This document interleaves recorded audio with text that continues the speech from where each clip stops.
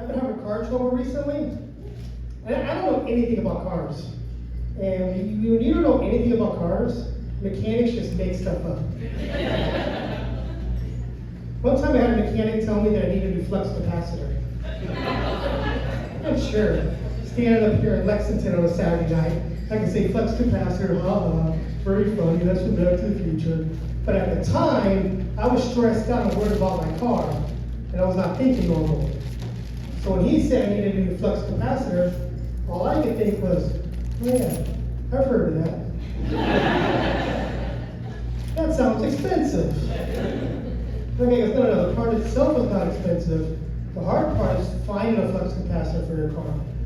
Oh, you can call every auto parts store in town and ask them if they have one, but they'll probably just laugh at you. No. We're getting a special order from Libya. And that's when the guy was messing with me. Because I don't know anything about cars, but I know women. And I know that the Libya is part of the female anatomy.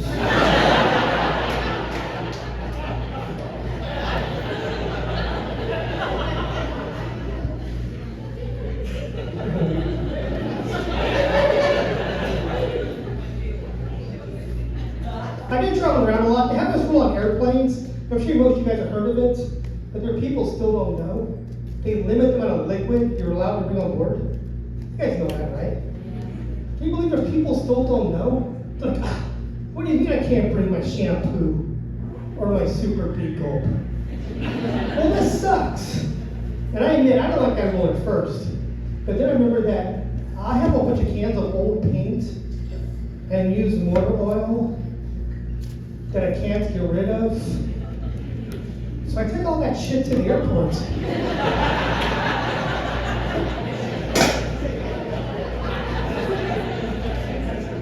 What do you mean I can't bring my hazardous waste on board? Oh, you'll take it for me? Sweet.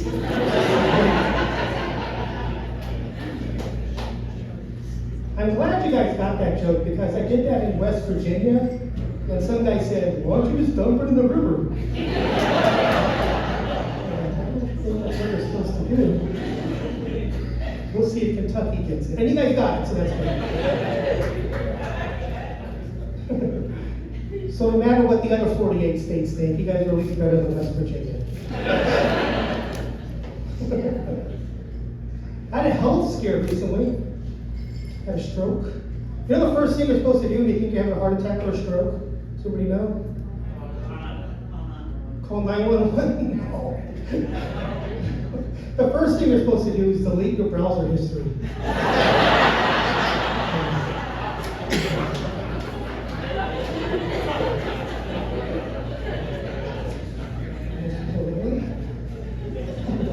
I realized a lot when I was in the hospital. I did a lot of self-reflecting, and I realized that I'm a middle-aged divorced man with no kids.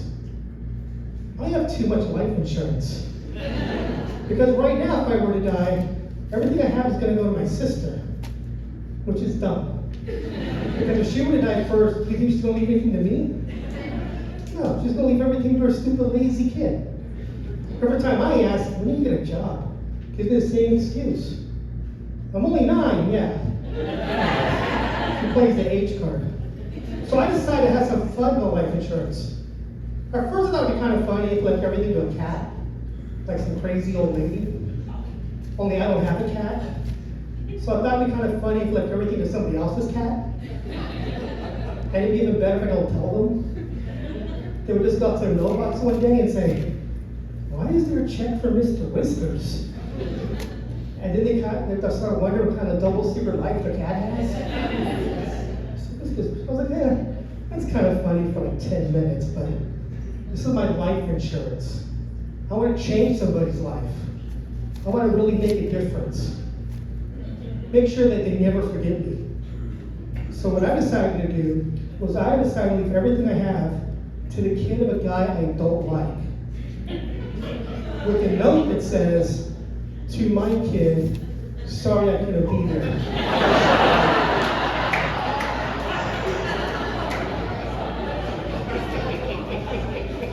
And if you're the kid's dad, who remember I don't like, you're gonna be thinking like, what the hell? Is this kid been raised their entire life? Is he not mine?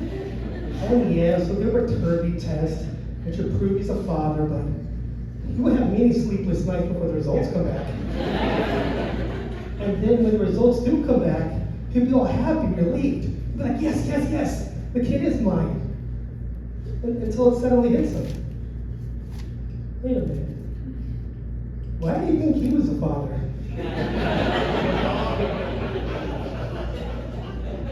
Did my wife have an affair with Rick Jean?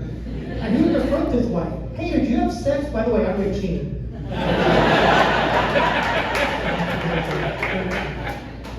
Did you have sex with Rick Jean? And she'd be like, don't be ridiculous. I don't even know Rick Jean. And he would say, well, he obviously knows you. And the marriage will never be the same. Because even if the word past her obvious infidelity, he will never trust her again. And like I said, all I want to do is change somebody's life. Make sure they never forget me. I'm sure some of you might be having questions right now. Questions like, is he going to have another stroke tonight? Maybe. Maybe. And statistically, probably not. Because I've been alive for many thousands of days and it's only happened once. So there's like a, 4% chance. I'm not very good at that. But probably not. I am feeling pretty good. In fact, I went surfing recently on the internet. And I read an article. That said that men who are married live longer than men who are divorced. Have you ever heard that? Yeah, married men live longer than divorced men. And the reason I'm telling you this is start with the fact that I'm divorced. And I'll probably be dead soon.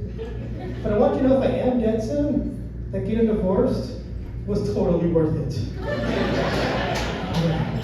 I divorce people now, they know. I knew my marriage was ending our last Christmas together because my wife gave me love coupons. You guys know what love coupons are, right? If you don't know the little coupon books that couples give each other when they stop giving a shit. You ever try cashing one of those things in? It's impossible. I tried to play the free massage coupon. She said, oh, not now. I don't feel good. I said, but it says offers valid at any time. And that was any time. I would like my massage, please. And then she got mad and said I wasn't compassionate and sympathetic to how she was feeling. And while she was yelling at me, I played the automatically winning argument coupon. Yeah, I doubled down. But apparently that one was mislabeled because it should have been automatically winning argument. It should have been automatically increased the size of any argument because that is what happened. And then he split up, and now I'm stuck with all these coupons. So every time I go on a date with a girl now, the first question I always make sure I ask is, do you accept competitors' coupons?